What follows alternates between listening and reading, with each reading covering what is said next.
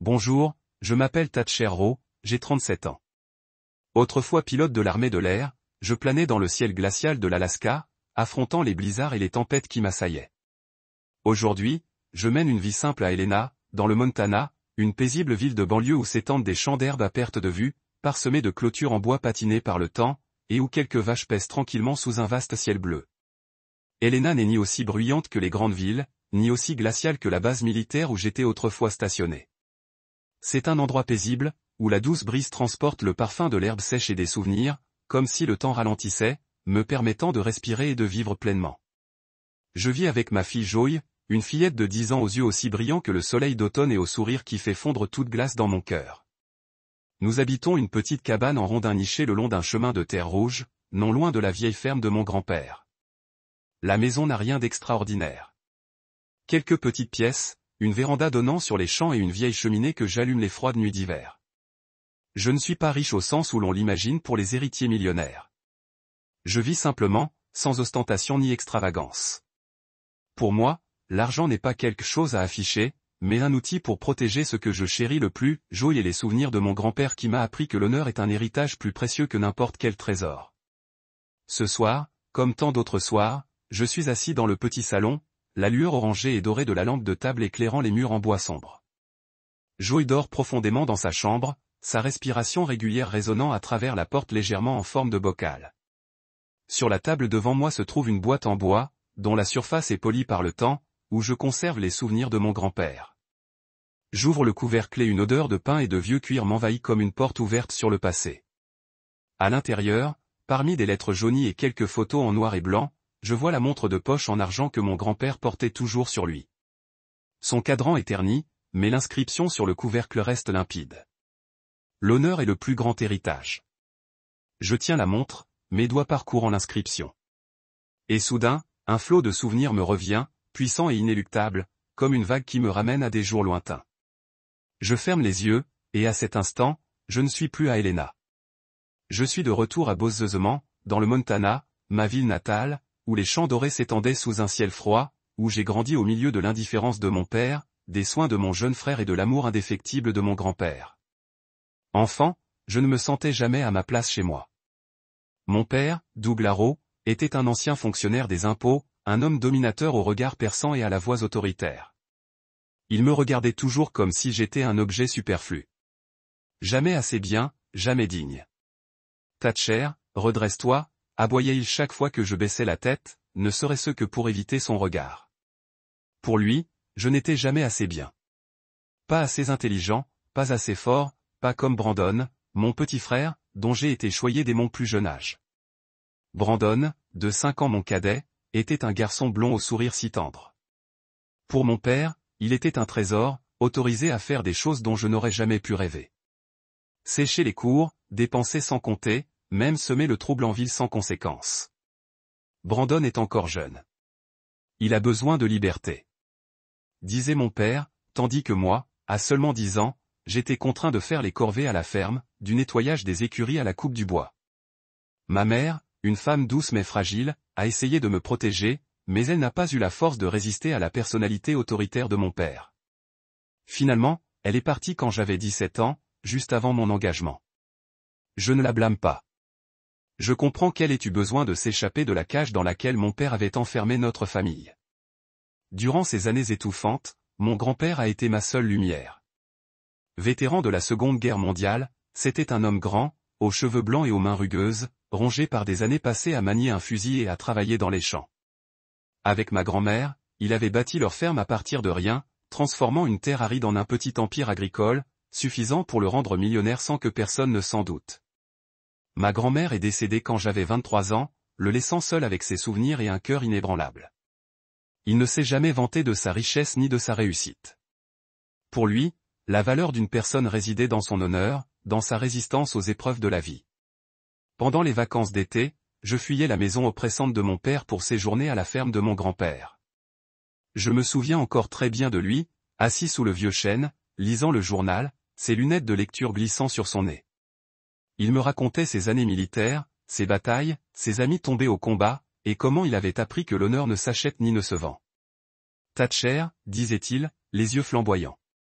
La vie te mettra à l'épreuve, mais si tu restes intègre et déterminé, rien ne pourra te vaincre. C'est lui qui m'a encouragé à m'engager. À 18 ans, à la croisée des chemins, il a posé sa main sur mon épaule et m'a dit, « L'armée t'apprendra à être un homme, mais toi seul peux décider quel genre d'homme tu deviendras. » Ces mots sont restés gravés dans ma mémoire comme l'inscription sur sa montre de poche, devenant la boussole de chacune de mes décisions depuis. Je me souviens encore du jour où j'ai quitté Bosemans, debout au milieu d'un champ doré brûlé par le soleil doux. Une vieille valise gisait seule à mes pieds. Mon grand-père se tenait à quelques pas de là, à l'ombre du vieux chêne, ses cheveux blancs chatoyant au vent. Il n'a rien dit, se contentant de me faire un signe de la main, les yeux flamboyants, comme pour me dire qu'il croyait que je ne le laisserais pas tomber. Mon père ne m'a pas salué. Brandon, qui n'avait que 13 ans à l'époque, haussa simplement les épaules, marmonna quelque chose et retourna à la maison comme si mon départ ne méritait pas qu'il s'inquiète. Ma mère, qui avait quitté la famille un an plus tôt, ne me laissa qu'une courte lettre, à l'écriture tremblante. « Thatcher, tu es mon espoir. Ne les laisse pas te faire de mal. » Je glissai la lettre dans la poche de ma veste et montai dans le bus rouge poussiéreux, le cœur lourd mais débordant de détermination. L'armée n'est pas un endroit pour les faibles. Dès mon premier jour au camp d'entraînement, je fus propulsé dans un monde étranger où tout se mesurait à la sueur, à la discipline et à l'endurance. Au petit matin, alors que le ciel était encore noir d'encre, on nous tirait du lit pour courir dans le froid mordant, notre souffle se transformant en brume blanche. Je me souviens que mes nouvelles bottes me donnaient des ampoules aux pieds, mais je n'osais ni m'arrêter ni me plaindre. « Tiens-toi droit, Ro » rugit le sergent instructeur, sa voix déchirant le brouillard matinal. Je serrais les dents, les épaules douloureuses sous le poids d'un lourd sac à dos. Mais dans ma tête, j'entendais la voix de mon grand-père. « L'honneur se mérite, Thatcher. Personne ne vous le donne. » Ces premiers mois furent une série interminable de défis. J'appris à tirer au fusil, à panser les blessures sur le champ de bataille, à rester calme quand tout s'écroulait autour de moi. Certaines nuits, allongé sur ma couchette, les yeux fixés sur le plafond de la tente, je me demandais si j'aurais la force de continuer. Mais alors, l'image de mon grand-père apparaissait, assis sous le chêne, racontant ses jours en Normandie, comment lui et ses camarades avaient survécu à des batailles où la mort rôdait à chaque instant. « Tu n'as pas besoin d'être le plus fort » m'a-t-il dit un jour. « Mais tu dois être celui qui ne renonce jamais. » Ces mots devinrent le feu qui me réchauffa dans les jours les plus difficiles. Après ma formation, je fus déployé dans différentes régions du monde. D'abord dans une base au Moyen-Orient, où la chaleur du désert brûlait tout, de la peau à l'esprit. Je me souviens de patrouilles nocturnes sur des routes poussiéreuses, mon fusil à la main, l'oreille tendue vers le moindre bruit. Le sifflement du vent sur les rochers, les pas de mes coéquipiers, ou parfois le ronronnement lointain d'un moteur signalant un danger. Un jour, une mine a explosé à quelques mètres de mon équipe. Le sol a tremblé, la poussière et la fumée ont rempli l'air, et le cri d'un coéquipier a percé la nuit. Je me suis précipité vers lui, le tirant des décombres, son sang imbibant mon uniforme. Il a survécu, mais son regard paniqué m'a hanté pendant des mois.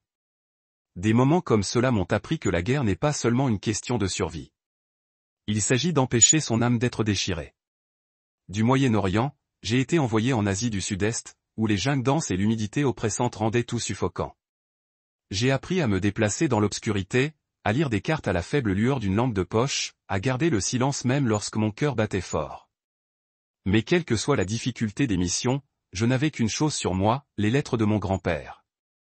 Il écrivait régulièrement, une lettre par mois, d'une écriture ferme sur du papier fin.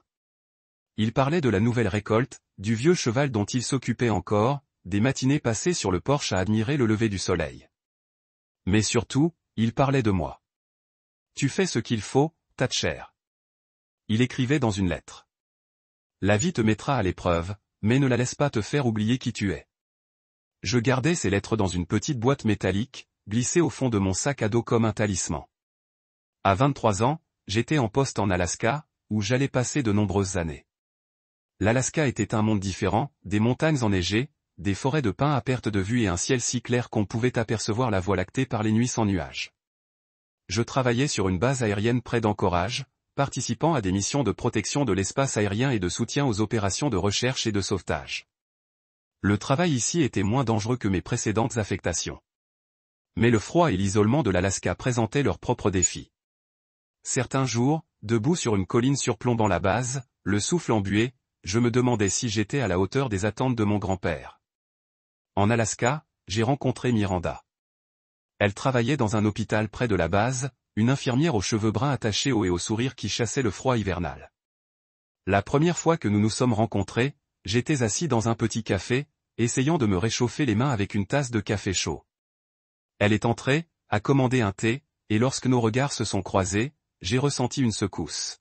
« Vous êtes soldat, n'est-ce pas ?» a-t-elle demandé d'une voix douce mais assurée.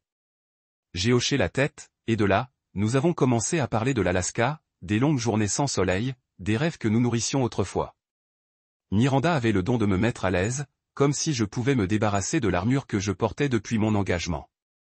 Nos rendez-vous avaient souvent lieu dans de petits bars d'Anchorage où les lumières tamisées et l'odeur du bois brûlé des cheminées créaient une atmosphère chaleureuse. Elle m'a raconté son enfance dans une petite ville de l'Oregon. Son rêve de devenir médecin, mais elle s'est finalement tournée vers les soins infirmiers, car la vie ne s'est pas déroulée comme prévu. Je lui ai parlé de mon grand-père et de mes années à Bozeman. Mais j'ai évité de mentionner mon père et Brandon. Peut-être ne voulais-je pas qu'elle voie la part blessée de moi, celle que j'avais tenté d'enterrer depuis longtemps. À 25 ans, Miranda est tombée enceinte.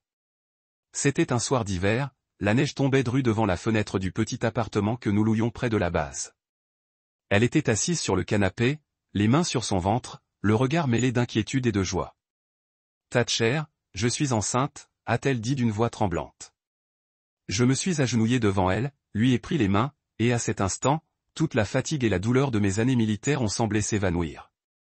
Nous formerons une famille, ai-je dit, et j'y croyais vraiment. Je l'ai demandé en mariage la semaine suivante sur une colline enneigée sous les aurores boréales scintillantes. Elle a hoché la tête, les larmes aux yeux, et j'ai cru que c'était le début d'une nouvelle vie. Nous nous sommes mariés lors d'une cérémonie simple dans une petite église d'Anchorage. Aucun membre de ma famille n'était présent. Mon père et Brandon n'ont pas répondu à l'invitation. Et ma mère, qui avait déménagé quelque part en Californie, n'a envoyé qu'une carte de félicitations, mais je m'en fichais. J'avais Miranda.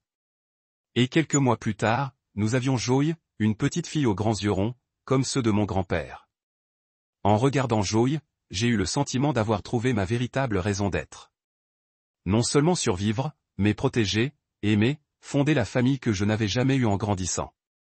Mais ce bonheur n'a pas duré. La vie en Alaska était plus dure que je ne l'avais imaginé. Les missions qui m'éloignaient pendant des semaines, parfois des mois, m'obligeaient à être souvent absente. Je revenais épuisé. L'esprit rempli d'images que je ne pouvais pas partager avec Miranda. Elle a commencé à changer. Ses sourires se sont estompés. Ses câlins semblaient forcés. Elle se plaignait du froid, de l'exiguïté de la maison de location, du fait que je n'étais jamais vraiment là, même assis juste devant elle. « Thatcher, je ne sais pas si je pourrais continuer comme ça », m'a-t-elle dit un jour, d'une voix aussi froide que le vent d'Alaska. J'ai essayé de la réconforter pour que les choses s'améliorent, mais je ne pouvais pas changer la nature de mon travail. L'armée était une promesse que j'avais faite à mon grand-père, à moi-même. Pendant ce temps, ma famille à Bozeman était devenue presque une ombre lointaine. Mon père ne m'appelait jamais ni ne prenait de mes nouvelles. Brandon, aujourd'hui agent immobilier à Bozeman, menait une vie insouciante dont je n'entendais parler que par des connaissances. Il dépensait sans compter, faisait la fête toute la nuit et ne parlait jamais de moi. J'essayais de ne pas m'en soucier, mais chaque fois que je pensais à eux, une douleur sourde me rongeait. Mon grand-père restait la seule lueur d'espoir dans ma vie.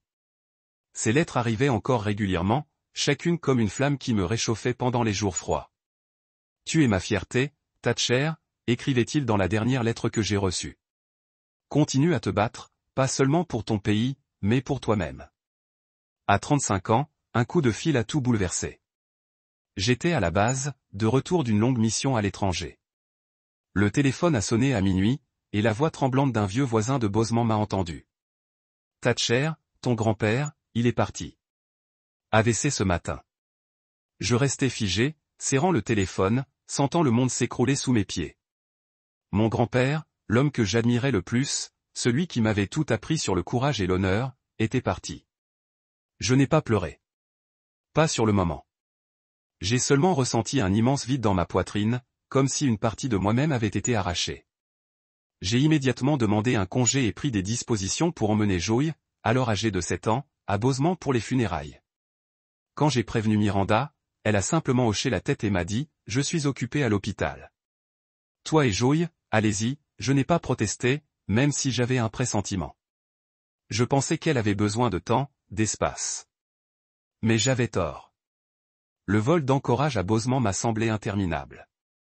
Joey était assise à côté de moi, serrant la poupée que mon grand-père lui avait offerte. Ses yeux étaient rouges, mais elle retenait ses larmes. « Est-ce que grand-père a fait du mal à papa ?» demanda-t-elle d'une voix ténue. Je la serrai contre moi, essayant de garder une voix posée. « Non, ma chérie. Il est simplement parti pour un monde meilleur. » Mais au fond, je n'étais pas sûr d'y croire. Pour moi, mon grand-père était immortel. Une montagne qui ne s'effondrerait jamais. Et maintenant, cette montagne avait disparu.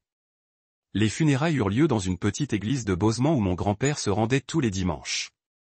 L'air était froid, non seulement à cause du temps du Montana, mais aussi à cause de la tension qui régnait parmi les personnes présentes. Mon père se tenait dans un coin, vêtu d'un vieux costume noir, le regard acéré comme un couteau.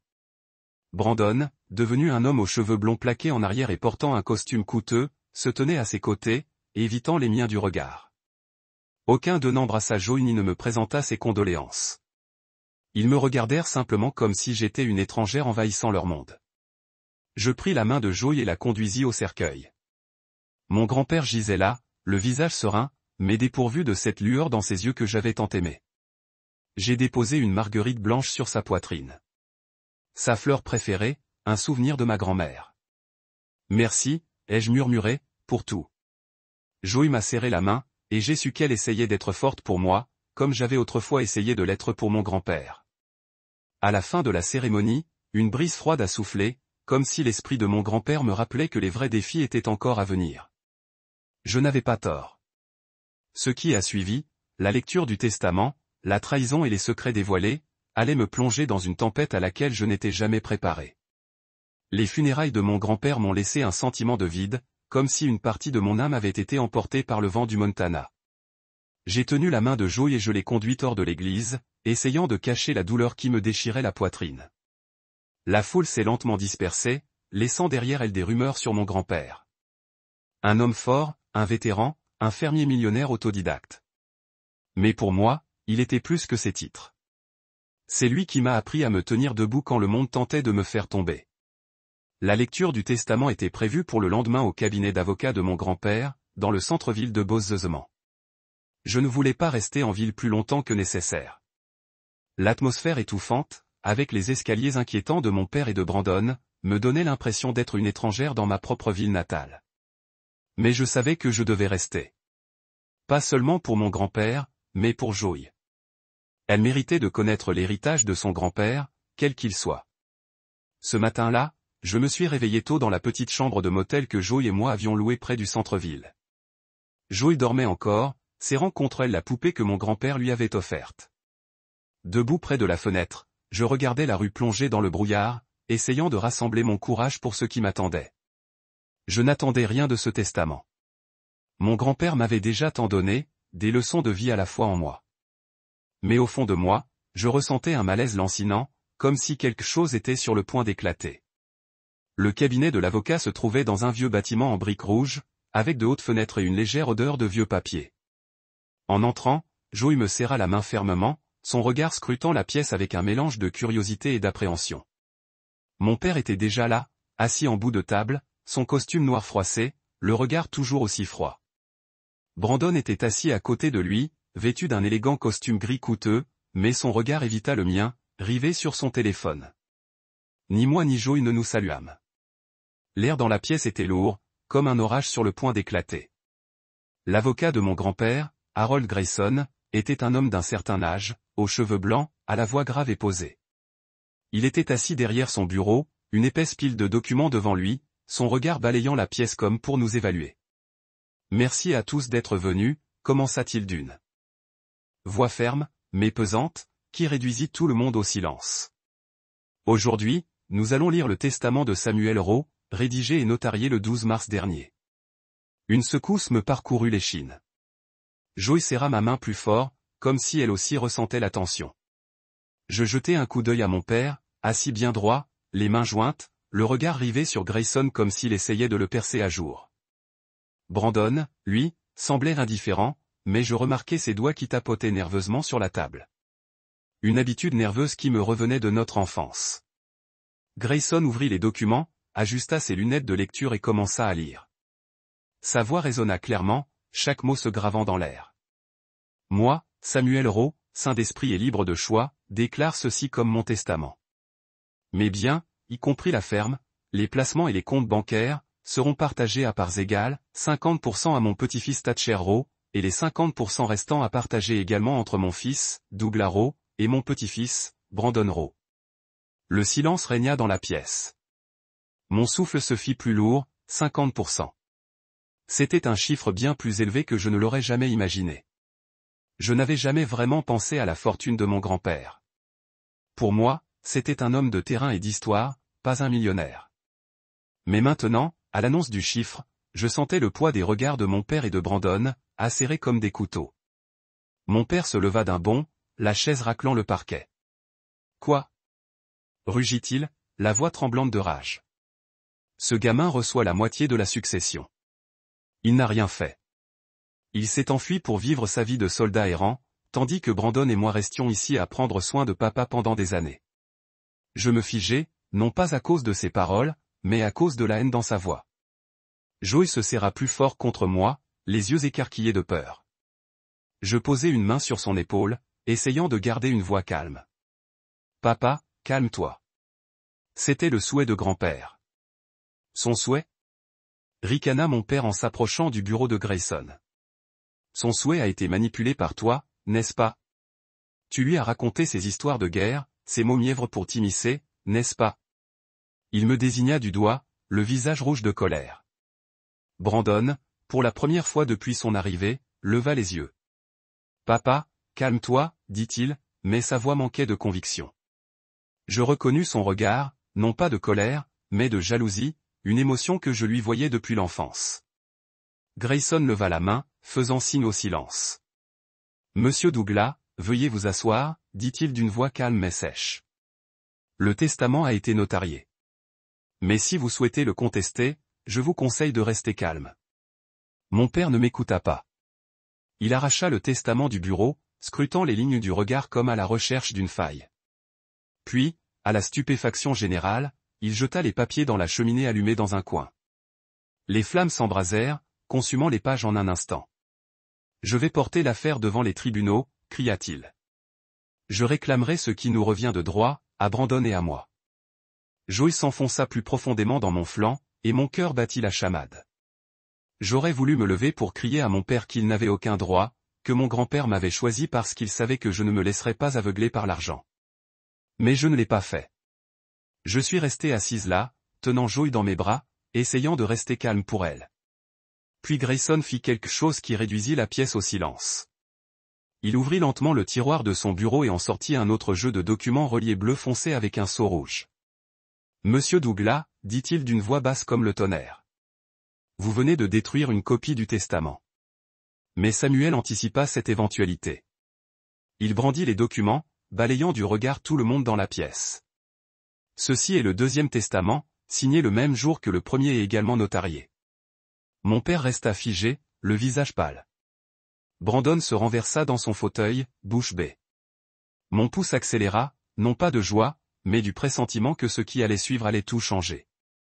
Grayson ouvrit le deuxième testament et le lut, sa voix sembla prononcer un verdict. Si le premier testament est contesté, détruit ou autrement inexécutable, moi, Samuel Rowe, je lègue l'intégralité de mes biens, y compris la ferme, les placements et les comptes bancaires, à mon petit-fils, Thatcher Rowe, le seul à comprendre la valeur de l'honneur. La pièce se tut, si silencieuse que j'entendis mon propre cœur battre. Joey leva les yeux vers moi, ses grands yeux pleins d'interrogation. Mon père, après un moment de silence stupéfait, perdit le contrôle. Non, c'est un faux. Il ne pouvait pas faire ça. Il se précipita vers le bureau, mais Grayson leva la main, le regard acéré comme une lame. Monsieur Douglas, ce testament a été notarié en présence de 2 témoins et d'un notaire. Si vous souhaitez contester, vous pouvez porter l'affaire devant les tribunaux, mais je vous préviens, si vous continuez à détruire des documents, vous encourez de graves conséquences juridiques. Brandon se leva d'un bond, sa chaise claquant derrière lui. Thatcher, qu'as-tu fait, hurla-t-il en me regardant enfin dans les yeux. Que as-tu dit à grand-père pour qu'il fasse ça? Tu as tout volé. Sa voix tremblait, non seulement de colère, mais de désespoir. Je savais qu'il se fichait de notre grand-père. Il se souciait de l'argent. J'ai regardé Brandon, puis mon père, cherchant mes mots. Mais rien ne sortait. Je ressentais seulement une profonde tristesse. Pas pour eux, mais pour mon grand-père, qui avait passé sa vie à bâtir un héritage pour voir sa famille se déchirer à cause de cela. Assez, dis-je d'une voix basse mais ferme. Je me levai et pris la main de Joey. Allons-y, ma chérie. Je ne regardai ni mon père ni Brandon en quittant la pièce. J'entendis seulement mon père crier quelque chose comme quoi il allait me poursuivre en justice jusqu'au bout. Brandon murmura un juron. En sortant, l'air froid de Bosement me piqua le visage. Joey leva les yeux vers moi, ses yeux s'illuminant légèrement. Papa grand-père t'a tout légué parce qu'il t'aimait, n'est-ce pas? Je souris, même si j'avais le cœur lourd. Oui, ma chérie, mais pas à cause de l'argent. Il m'a laissé une leçon. Que l'honneur compte plus que tout. De retour au motel, je m'assis près de la fenêtre, regardant les champs au loin. Le deuxième testament de mon grand-père n'était pas seulement un cadeau, mais un fardeau. Je savais que mon père et Brandon ne s'arrêteraient pas. Ils essaieraient de prendre ce qu'ils croyaient leur appartenir, quel qu'en soit le prix. Et moi, bien que réticente, j'allais devoir les affronter, non seulement pour l'argent, mais aussi pour l'honneur, pour la promesse que j'avais tenue à mon grand-père. Mais ce à quoi je ne m'attendais pas, c'est que la véritable tempête ne viendrait pas seulement de mon père et de Brandon. Elle viendrait de là où je m'y attendais le moins. De Miranda, la femme que j'ai aimée autrefois, et de secrets que je n'étais jamais prête à affronter. Après la lecture du testament, Joey et moi avons quitté Bosement dès le lendemain. Je ne voulais pas rester une minute de plus dans cette ville chargée de souvenirs douloureux. Les cris de colère de mon père, les regards jaloux de Brandon et l'atmosphère étouffante du cabinet d'avocat me tenaient à l'esprit comme une ombre. De retour en Alaska, j'essayais de retrouver le rythme de la vie quotidienne. La base aérienne d'Anchorage était restée la même. De longues journées de travail, des patrouilles nocturnes sous un ciel glacial, et des matins où je me tenais sur une colline, contemplant les montagnes enneigées. Mais tout semblait différent. Le testament de mon grand-père, bien que ce fût un don, avait changé ma vision des choses. Je n'étais plus seulement un soldat, un mari, un père. J'étais celui que mon grand-père avait choisi, le porteur de son héritage, non seulement en richesse, mais aussi en honneur. J'ai décidé de ne pas changer de mode de vie, malgré l'immense fortune désormais à mon actif. La succession de mon grand-père, la vaste ferme, les investissements et les comptes bancaires de Bosement, étaient estimés à environ 15 millions de dollars. C'était une silhouette bien au-delà de tout ce que j'avais imaginé, mais je ne voulais pas qu'elle me définisse. J'ai continué à vivre dans la petite maison louée près de la base, avec ses murs en bois usés et sa vieille cheminée. Je conduisais toujours mon vieux pick-up, je portais des vêtements simples et je passais mes jours de congé à jouer avec Joey, à lui apprendre à fabriquer des cerfs-volants ou à faire des biscuits dans notre cuisine exiguë. Miranda, cependant, a remarqué le changement.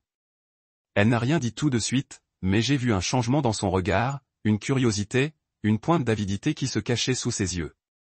Un soir, après que Joey fut couché, nous nous sommes assises près de la cheminée, sa lueur vacillant sur son visage. Elle tenait un verre de vin, ses doigts en caressant légèrement le bord, puis m'a regardé. « Thatcher, a-t-elle dit d'une voix douce, mais tranchante. As-tu pensé à quoi faire de l'argent? » J'ai haussé les épaules, essayant de garder un ton décontracté. Pas grand-chose pour l'instant. Je veux que les choses se règlent d'abord. Peut-être créer un fonds pour Joey ou pour ceux qui en ont besoin. Elle hocha la tête, mais je vis ses lèvres se pincer comme si elle retenait quelque chose. Tu devrais y réfléchir plus attentivement, dit-elle après une pause. Je veux dire, cet argent, ça pourrait tout changer. On pourrait acheter une maison plus grande, déménager dans un endroit plus chaud. L'Alaska n'est pas l'endroit idéal pour élever Joey éternellement. J'entendis le mécontentement dans sa voix, une chose que j'avais appris à connaître ces dernières années. Miranda, je ne veux pas tout changer juste pour l'argent, dis-je d'une voix douce. Je veux vivre comme mon grand-père, simplement, sans me laisser aveugler par l'argent. Elle émit un petit rire moqueur, un petit son qui me surprit. Simplement, Thatcher, la simplicité ne nous soutiendra pas éternellement. Et s'il t'arrivait quelque chose? Et Joey et moi. Tu devrais transférer une partie de tes biens à mon nom et à celui de Joey, par sécurité, tu sais. Si ton père et ton frère reviennent, ils n'auront pas de droit. Ces paroles étaient sensées, du moins en apparence. J'acquiesçai, disant que je consulterais un avocat pour qu'il examine la question. Mais au fond, un malaise m'envahit. Je ne pouvais l'expliquer, mais quelque chose dans la façon dont Miranda parlait, dans son regard, dans son insistance sur la sécurité, me donnait l'impression d'être devant une porte menant à l'obscurité. Pourtant, je ne m'abandonnais pas à des soupçons infondés. Je me concentrais sur Joey et mon travail, essayant de maintenir une vie stable. Avec une petite partie de la succession de mon grand-père, j'ai créé un fonds de bourse d'études à son nom pour les enfants d'anciens combattants. Je savais qu'il en serait fier, un moyen de perpétuer son héritage, non seulement en argent, mais aussi en opportunité pour les autres. Je n'ai pas parlé du fonds à Miranda. Je ne sais pas pourquoi, mais j'ai ressenti le besoin de le garder pour moi, comme un secret entre mon grand-père et moi. Les semaines ont passé et j'ai commencé à remarquer de légers changements dans notre vie de famille. Joey, d'habitude bavarde et joyeuse, est devenue plus silencieuse. Elle s'asseyait seule pour dessiner des images étranges. Une femme debout dans le noir, une maison aux fenêtres brisées. Je lui ai demandé ce qui n'allait pas, mais elle a secoué la tête, ses grands yeux ronds emplis d'inquiétude. Je pensais qu'elle pleurait peut-être encore la perte de son grand-père, alors j'ai essayé de passer plus de temps avec elle, l'emmenant pêcher, lui apprenant le tir à l'arc et lui racontant des histoires à son sujet. Miranda, quant à elle, s'est éloignée. Elle rentrait souvent tard, disant qu'elle travaillait de nuit à l'hôpital. Je ne la remettais pas en question. Son travail avait toujours été exigeant, et j'étais habitué à son absence. Mais il y avait des moments où elle s'asseyait en face de moi, son regard errant quelque part que je ne pouvais atteindre, comme si elle était dans un endroit que je ne pouvais toucher. Un soir, après le dîner, Miranda a de nouveau évoqué la succession. Nous étions dans le salon, Joey déjà couché. Les flammes de la cheminée dansaient, projetant des ombres sur les murs en bois. Miranda était assise sur le canapé, les jambes repliées, un verre de vin à la main.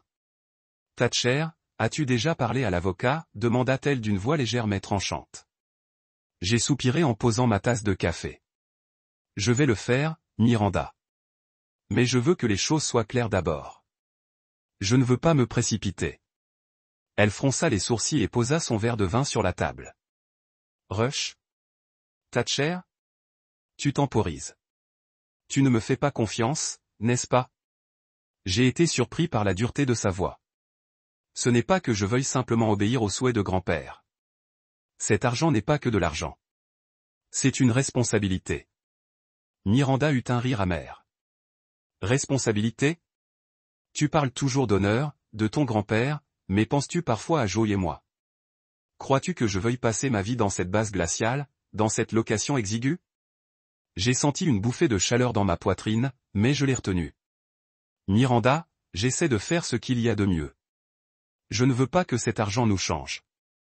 Elle m'a regardé, les yeux froids. Peut-être que tu ne le veux pas, mais moi, si. Elle s'est levée, a pris son verre de vin et est entrée dans la chambre, me laissant avec l'impression qu'un couteau m'avait transpercé le cœur. Cette nuit-là, je n'ai pas pu dormir. Je suis resté allongé sur le canapé, les yeux fixés au plafond, essayant de comprendre ce qui se passait. Se produire. Miranda n'avait jamais parlé d'argent comme ça auparavant, ou si j'avais été trop aveugle pour remarquer. J'ai pensé aux lettres de mon grand-père, à ses paroles d'honneur. Je me demandais si je faisais la bonne chose ou si je laissais le passé contrôler le présent. Le lendemain matin, j'ai conduit Joey à l'école. Elle était silencieuse tout le long, tenant la main fermement. Quand j'ai embrassé son front au revoir, elle m'a regardé, ses yeux semblant vouloir dire quelque chose, mais se retenant. « Je t'aime, papa, dit-elle, puis a couru en classe. Sur le chemin du retour, je me suis arrêté sur une route tranquille, en regardant un champ couvert de neige. J'ai pris la plus grande montre de poche de mon grand-père, en passant mes doigts sur les mots gravés. L'honneur n'est pas le monde. Et le silence. Dans les jours qui ont suivi la conversation tendue avec Miranda, j'ai essayé de me concentrer sur mon travail à la base et mon temps avec Joey, mais le sentiment de malaise s'accrochait à moi comme le froid qui s'infiltre à travers ma veste. J'ai commencé à remarquer de petits détails que j'avais auparavant ignorés. La façon dont Miranda a fréquemment vérifié son téléphone avec une expression tendue. La façon dont elle a évité mon regard quand j'ai posé des questions sur ses quarts de nuit. La façon dont elle a continué à mentionner bouger ailleurs, comme si l'Alaska était une prison dont elle avait besoin pour échapper. Joy, plus sensible que quiconque que j'ai jamais connu, changeait également. Elle ne bavardait plus sur l'école comme elle le faisait. Au lieu de cela, elle était souvent assise seule dans sa chambre en dessinant des images étranges. Une femme debout dans l'obscurité, une maison avec des fenêtres cassées, ou parfois un homme aux cheveux blonds debout près d'une porte.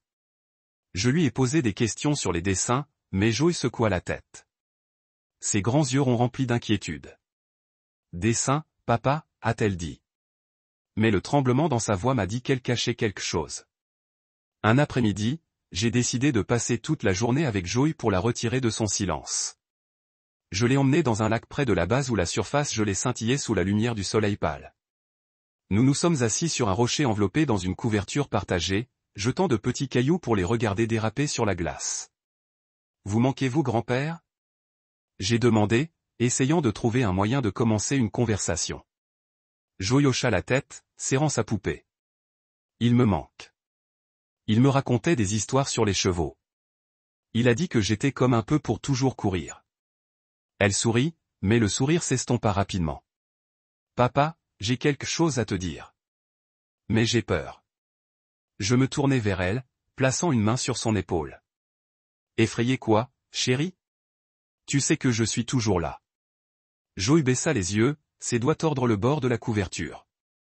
J'ai vu maman et oncle Brandon. Ils s'embrassaient. Sa voix était minuscule, comme si elle craignait les mots eux-mêmes. C'est quand il est venu à la maison quand vous étiez en patrouille. Je les ai vus dans la cuisine. Je ne savais pas quoi faire. Mon cœur s'est arrêté. J'ai regardé Joy, à la recherche de tout signe qu'elle imaginait des choses, que ce n'était que le malentendu d'un enfant. Mais ses yeux, brillants et honnêtes, tout comme mon grand-père, m'ont dit que c'était vrai. J'ai ressenti une ruée de chaleur dans ma tête, suivie d'un froid glacial dans ma colonne vertébrale. Miranda et Brandon, ma femme et mon frère. Je voulais crier, me précipiter à la maison et la confronter immédiatement, mais j'ai regardé Joy, je l'ai vue trembler, et je savais que je devais rester calme pour elle. Ne vous inquiétez pas, j'ai dit ma voix. Je vais le gérer. Vous étiez tellement courageux de me dire que grand-père serait fier de vous. J'ai tiré Joy dans mes bras, sentant mon cœur contraignant. Elle s'est enterrée dans ma poitrine, sanglotant, et j'ai réalisé qu'elle portait cette douleur seule depuis trop longtemps. Cette nuit-là, j'ai attendu que Miranda rentre à la maison. Elle entra, son manteau saupoudré de neige, le visage fatigué mais composé. Je me suis assis à la table de la cuisine. La montre de poche de mon grand-père devant moi, un rappel de ce dont j'avais besoin pour protéger. Miranda, nous devons parler, dis-je, ma voix calme mais froide. Elle fronça les sourcils, enlevant son manteau et l'accrochant au crochet. À propos de quoi? Le testament encore? Non, dis-je, regardant directement dans ses yeux. À propos de Joy, vous voyant vous et Brandon s'embrasser dans la cuisine. Le visage de Miranda se figea, mais seulement une seconde avant qu'elle ne retrouve son sang-froid. Joy, tu croyais un enfant. Elle a 10 ans, Thatcher. Elle pouvait imaginer n'importe quoi. La colère s'est évanouie en moi, mais je l'ai retenue. Joy ne ment pas. Pas quelque chose comme ça. Dites-moi la vérité, Miranda. Que se passe-t-il? Elle rit, un son forcé. Vraiment? Vous m'accusez de tricherie en fonction des mots d'un enfant? Thatcher?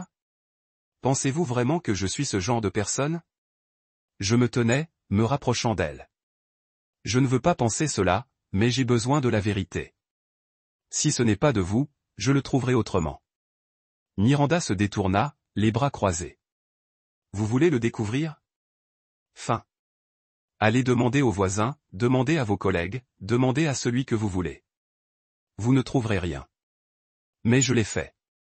Dans les jours qui ont suivi, j'ai prêté plus d'attention. J'ai parlé à notre voisin âgé, Madame Hélène, qui était souvent assise par sa fenêtre et savait tout ce qui s'était passé dans la rue. Votre frère, Brandon, dit-elle lentement. Je l'ai vu venir quelquefois où tu n'étais pas à la maison. Je ne voulais rien dire, mais il semblait plus proche qu'il ne devrait l'être. Le sol semblait s'effondrer sous moi. J'ai appelé un ami à Bozeusement, lui demandant de vérifier si Brandon avait quitté la ville souvent. La réponse est venue plus vite que ce à quoi je m'attendais. Brandon était allé à Anchorage plusieurs fois au cours des derniers mois, coïncidant toujours avec mes longs quarts de patrouille. Chaque pièce du puzzle a commencé à s'adapter, formant une image que je ne voulais pas voir. Une semaine plus tard, j'ai de nouveau confronté Miranda. Cette fois, j'avais une preuve. Un SMS que j'ai trouvé sur son téléphone, qu'elle avait laissé négligemment sur la table de la cuisine. Un message de Brandon. Vous rencontrez vendredi. Ne faites pas savoir Thatcher. Quand je lui ai tenu le téléphone, Miranda s'est effondrée sur une chaise, son visage pâle. D'accord, dit-elle, sa voix tremblante. D'accord, Thatcher, c'est vrai, mais ce n'est pas ce que tu penses. Nous nous sommes juste quoi? Je coupe, ma voix est aiguisée comme un couteau. Embrassant juste dans notre cuisine, juste en rencontrant derrière mon dos, trahissant juste cette famille. Miranda a pleuré, mais je sentais que Dick Chanté-Tiang ne ressentait que la froideur. Miranda a pleuré. Mais je ne ressentais que la froideur. Tu n'es jamais là, ce Thatcher, a-t-elle crié. Tu es toujours à la base. Toujours avec ton travail, ton putain d'honneur. Brandon, il était là. Il m'a écouté. Il m'a fait me sentir vivant. Ces mots ont poignardé mon cœur comme un couteau. Mais plus douloureux que cela a été la prise de conscience que Brandon, mon frère, que j'avais essayé d'aimer malgré son indifférence, m'avait trahi de la manière la plus cruelle. Je me tenais là en regardant la femme que j'aimais autrefois et j'ai réalisé qu'elle serait devenue un étranger. Je n'ai pas crié ni cassé. Je me suis simplement détourné, je suis entré dans la chambre de Joey et je l'ai vu dormir, son visage paisible comme celui d'un ange. Je me suis assis près de son lit, la tenant sa petite main, et j'ai juré de la protéger, peu importe le coup. Miranda pourrait me trahir. Brandon pouvait me tourner le dos. Mais Joey, elle était la raison pour laquelle j'ai continué à me battre. Dans les jours qui ont suivi, j'ai commencé à me préparer à ce qui allait arriver. Je savais que je ne pouvais pas continuer à vivre sous le même toit que Miranda. Je savais que mon père et Brandon ne s'arrêteraient pas dans leur combat pour l'héritage. Et au fond, je savais que ce voyage apporterait plus de douleur avant de trouver la paix. Dans les jours qui ont suivi la révélation sur Miranda et Brandon, j'avais l'impression de marcher sur un mince tutambre suspendu au-dessus d'une tempête. L'Alaska, avec ses champs enneigés et son ciel glacé, n'était plus un refuge. Chaque coin de la petite maison louée, la table de cuisine où Miranda et moi avons partagé des dîners, le canapé où elle s'asseyait et parlait de ses rêves, ne faisaient plus que des souvenirs douloureux. J'ai regardé Joey avec ses grands yeux ronds et son sourire fragile et je me suis dit que je devais être fort, pas pour moi, mais pour elle. La décision de divorcer n'est pas venue immédiatement. J'ai passé de nombreuses nuits assis seul dans le salon, la lumière du feu dansant, à la recherche d'une autre issue. Je me demandais si je pouvais pardonner Miranda, si je pouvais sauver notre famille pour le bien de Joey. Mais chaque fois que je regardais la montre de poche de mon grand-père, l'inscription « L'honneur est le plus grand héritage » a servi de rappel. L'honneur n'était pas une question de loyauté envers mon pays ou mon grand-père. Il s'agissait de loyauté envers moi-même, envers les valeurs auxquelles je croyais. Et je ne pouvais pas vivre avec quelqu'un qui m'avait trahi. A trahi Joey de la manière la plus cruelle. Un matin, alors que la neige tombait légèrement devant la fenêtre, j'ai appelé un avocat à Anchorage. C'était un homme d'âge moyen d'une voix calme et a accepté de me rencontrer le même jour. J'ai déposé Joey à l'école, forçant un sourire pour qu'elle ne s'inquiète pas. « Papa, tu seras à la maison tôt aujourd'hui ?» demanda-t-elle, serrant son sac à dos, les yeux pleins d'espoir. « Absolument, chérie, dis-je, ébouriffant ses cheveux. Nous ferons des cookies ce soir, d'accord ?» Joey sourit, mais je pouvais voir l'inquiétude s'attarder comme une ombre dans ses yeux. La réunion avec l'avocat a eu lieu dans un petit bureau chaleureux rempli de bibliothèques et de la faible odeur de café. Je lui ai tout dit à propos de Miranda, à propos de Brandon, de la volonté de mon grand-père. Il écouta, prenant des notes prudentes, puis me regarda sur ses lunettes. « Thatcher, que voulez-vous de ce divorce ?» Il a demandé. « Qu'est-ce t'as vu de Joey ?» J'ai répondu sans hésitation. « Et je veux m'assurer que le domaine de mon grand-père n'est pas touché. Il appartient à Joey, pas Miranda. » Il hocha la tête, expliquant que puisque le domaine était mon héritage personnel, Miranda aurait du mal à en revendiquer. Mais il a averti qu'elle pouvait contester la garde et ce ne serait pas facile. « Elle est la mère de Joey », a-t-il dit. Les tribunaux favorisent généralement les deux parents, sauf si vous avez des preuves claires d'un comportement inapproprié. J'ai pensé au message texte entre le compte de Miranda et Brandon Joy et le Times. Madame Hélène a vu Brandon à la maison. J'aurai des preuves, dis-je, ma voix ferme. Je ferai tout ce qu'il faut pour protéger ma fille. La confrontation finale avec Miranda s'est produite par une soirée froide. Joy dormait et la maison était silencieuse à l'exception du vent sifflant à travers les cadres de fenêtres. Miranda était assise sur le canapé, berçant une tasse de café, les yeux évitant les miens. J'ai placé les papiers de divorce devant elle, les pages aussi froides que l'air entre nous. « Thatcher, tu n'as pas à faire ça, dit-elle, sa voix tremblante. Nous pouvons travailler pour Joy. Pour Joy ? J'ai répété, ma voix plus froide que je ne le pensais.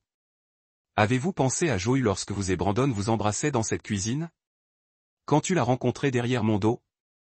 Quand vous la laissez porter seule cette douleur ? Miranda inclina la tête, des larmes coulant sur ses joues. Mais je ne ressentais aucune pitié. Signez-le, Miranda, dis-je. Signez-le et nous le ferons de la manière décente. Sinon, je vais tout prendre devant les tribunaux. Les textes, le témoignage des voisins, tout cela. Elle me regarda, ses yeux remplis de douleur, mais aussi un sentiment de colère. Vous pensez que vous êtes meilleur que tout le monde, n'est-ce pas ? Parlant toujours d'honneur, de votre grand-père. Mais avez-vous déjà pensé à moi ? Avez-vous déjà vraiment été ici pour moi ? Ces paroles ont frappé une partie profonde de moi où je me demandais toujours si j'avais été un mari assez bon, un père assez bon. Mais j'ai secoué la tête, repoussant ces doutes. J'ai essayé, Miranda. J'ai fait de mon mieux. Mais vous avez choisi de tout détruire. Elle a signé les papiers, sa main tremblant sans un autre mot. Quand elle s'est levée et est partie, j'ai ressenti un vaste vide dans ma poitrine, mais aussi un sentiment de libération. J'avais perdu la femme que j'aimais autrefois, mais j'avais toujours Joy, et c'était tout ce qui comptait. La deuxième décision est venue peu de temps après, la retraite anticipée. Après plus de 17 ans dans l'armée, je sentais que j'avais atteint ma limite. Les missions exténuantes, les nuits blanches et les souvenirs du champ de bataille avaient laissé des cicatrices que je n'avais jamais partagées avec personne. Mais plus que cela, je voulais être là pour Joy, pour lui donner une vie stable sans les mois passés à attendre que son père revienne des missions lointaines. J'ai soumis ma demande de retraite à mes supérieurs, une décision qui n'était pas facile. Mon commandant, le colonel Harris, m'a regardé sur son bureau, les yeux pleins de regret. « Thatcher, vous êtes l'un des meilleurs soldats que j'ai jamais connus, a-t-il déclaré. « Êtes-vous sûr ? » « Je suis sûr, monsieur, » j'ai répondu. « Ma fille a besoin de moi et j'ai besoin de temps pour me retrouver. » Il hocha la tête, ne pressant pas plus loin. « Vous avez bien servi, héros. Si jamais vous avez besoin de quelque chose, venez me trouver. » Le dernier jour à la base, je me tenais sur la colline familière, en regardant les montagnes enneigées. J'ai pensé aux années passées, aux batailles, aux lettres de mon grand-père, aux nuits que je pensais que je ne survivrais pas. Les militaires m'avaient façonné, mais cela avait aussi pris tellement de choses. Maintenant, je voulais passer le reste de ma vie à construire, pas à me battre. Mon père et Brandon ont essayé de me contacter plusieurs fois après, laissant de longs messages sur la réconciliation. Mon père a dit qu'il voulait réparer des choses qu'il avait été trop téméraire à la lecture de la volonté. Brandon a envoyé un petit texte s'excusant pour les malentendus et vouloir se rencontrer pour parler, mais je savais qu'il n'était pas vraiment désolé. Il voulait l'argent, pas la famille. Je n'ai pas répondu. J'ai supprimé leur numéro de mon téléphone, coupant tous les contacts. Je ne voulais pas que Joy grandisse dans un environnement rempli de tromperies et de schémas. J'ai emballé nos effets personnels, rassemblant les souvenirs de mon grand-père, la montre de poche, ses lettres, une photo de lui debout sous le chêne et j'ai quitté l'Alaska avec Joy. Je n'ai pas regardé en arrière. La maison louée, les routes enneigées, les souvenirs de Miranda, appartenaient tous au passé. Avant moi, un nouveau voyage, une chance de recommencer. Pas seulement pour moi, mais pour Joy. Helena, Montana a accueilli Joy et moi avec ses champs dorés sans fin parsemés de vieux chênes et de routes de terre rouge sinueuses. J'ai choisi cet endroit non seulement parce qu'il était près de l'ancienne ferme de mon grand-père, mais aussi pour sa paix, une tranquillité dont j'avais envie après des années de troubles. La maison que j'ai achetée était une petite cabane en rondin nichée dans la vallée avec un porche donnant sur les champs et un vieux chêne que je savais que mon grand-père avait aimé. Ce chêne avec son tronc noueux et son canopé tentaculaire était l'endroit où il avait l'habitude de lire le journal l'après-midi d'été quand j'étais un garçon, qui coulaient autour de lui, suppliant des histoires. Nos premiers jours à Helena ressemblaient à ceux de deux soldats perdus qui essayaient de trouver leur chemin dans un nouveau monde. Joy, avec ses grands yeux ronds et son sourire timide, semblait sentir le changement. Elle n'a pas beaucoup posé de questions sur Miranda, mais je savais qu'elle manquait sa mère, même si les rares moments où Miranda avait vraiment été mère. J'ai essayé de combler ce vide en lui donnant tout mon temps. Nous avons planté un petit jardin derrière la maison, les tomates, les citrouilles et quelques rangées de laitue que Joy s'occupait avec impatience. J'ai appris à son tir à l'arc, la regardant maladroitement tirer la bouline et gérit lorsque ses flèches virent dans l'herbe. « Papa, je suis terrible » elle criait. Mais ses yeux brillaient de joie. Je me suis également mis au travail en transformant l'ancien hangar derrière la maison en une petite bibliothèque. Le hangar, avec ses planches en bois altérées et son toit en mousse, était une relique de l'époque où mon grand-père possédait cette terre. J'ai passé des semaines à le nettoyer, à construire des étagères et à suspendre des photos de lui sur les murs. Dans un coin, j'ai placé sa montre de poche dans un boîtier en verre à côté d'une photo de lui debout sous le chêne, souriant avec ses yeux rayonnants. Joy aimait s'asseoir dans cette bibliothèque en lisant les vieux livres que mon grand-père a laissés des romans d'aventure aux mémoires de guerre. « Papa, grand-père a-t-il vraiment combattu toute une armée ?» demanda-t-elle, pointant un livre sur la Seconde Guerre mondiale. J'ai ri, ébouriffant ses cheveux. Pas tout à fait, mais il était l'homme le plus courageux que j'ai jamais connu. Il m'a appris que parfois les combats ne concernaient pas une arme à feu.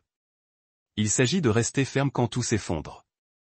La vie à Helena n'était pas glamour, mais c'était suffisant.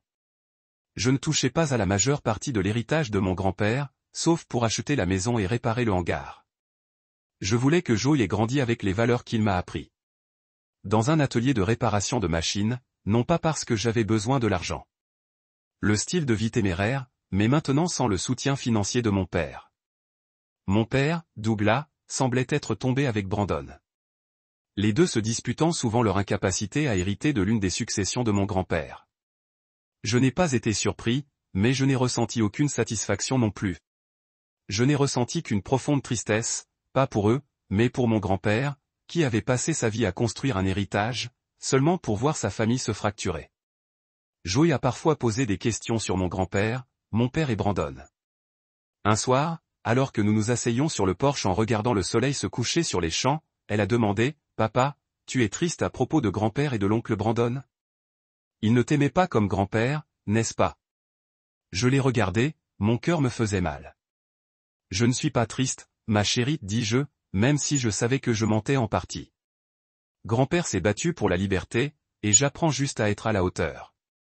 Vous avoir ici suffit pour me rendre heureux. » Joy sourit, me blottir dans mon côté, et j'ai senti une chaleur se répandre dans ma poitrine. Mais au fond, je savais que notre voyage n'était pas terminé. Les ombres du passé, mon père, Brandon et même Miranda, étaient toujours là, attendant une chance de revenir. Mais je ne fais pas plus de temps, je n'ai pas commencé à me battre avec un pistolet, mais avec mon cœur et mon cœur. Les histoires de grand Faté. Des moments, je doutais de moi-même lorsque Miranda m'a trahi. Couper les liens avec ma famille. L'écriture était comment j'ai guéri. Chaque mot était un pas vers l'abandon du passé, vers l'apprentissage à pardonner. Pas mon père, Brandon ou Miranda, mais moi-même. J'ai réalisé que j'avais été trop dur avec moi-même, qui m'efforce toujours de vivre l'image de mon grand-père, oubliant qu'il était aussi humain et faisait des erreurs. Il m'a appris que l'honneur n'est pas une question de perfection, mais de se tenir debout après chaque automne. Un soir, alors que j'étais assis en écrivant dans la petite bibliothèque, Joy a couru, serrant une vieille boîte en étain qu'elle avait trouvée dans le hangar. « Papa, regarde ça » s'exclama-t-elle, l'ouvrant. À l'intérieur se trouvait une pile de lettres dans l'écriture ferme de mon grand-père, mais elles ne m'ont pas été adressées. Il venait de ma grand-mère, écrit pendant les années où il était absent en guerre. J'en tenais un, mes mains tremblantes et lis ces mots. « Samuel, je ne sais pas si vous reviendrez, mais je sais que vous ferez toujours ce qui est bien. Je t'aime pour ça. » J'ai lu la lettre à haute voix à Joy et nous nous sommes assis là dans les bibliothécaires, la lumière, ressentant la présence de mon grand-père et de ma grand-mère. Ces lettres rappelaient que l'amour, comme l'honneur, transcende le temps et les épreuves. J'ai regardé Joy, je l'ai vu sourire et je savais que l'héritage de mon grand-père vivrait en nous. De retour dans le présent, je me tiens sur le porche en regardant les champs d'automne. Joy s'enfuit, tirant ma main. Papa, viens dîner. J'ai fait des biscuits, elle pleure, ses yeux brillants comme le clair de lune. Je ris, prends sa main et entre à l'intérieur. Alors que nous nous asseyons à la table du dîner, en regardant le sourire rayonnant de Joy, je me rends compte que le plus grand héritage que mon grand-père a laissé n'était pas l'argent ou la ferme, mais la capacité de rester ferme lorsque tout s'effondre. C'est Joy. L'amour entre nous, les jours simples d'Elena, où j'ai trouvé le vrai sens de la vie. Je jette un coup d'œil par la fenêtre où le vieux chêne se tient de haut dans l'obscurité. Merci, grand-père, je chuchote, sachant que quelque part il sourit.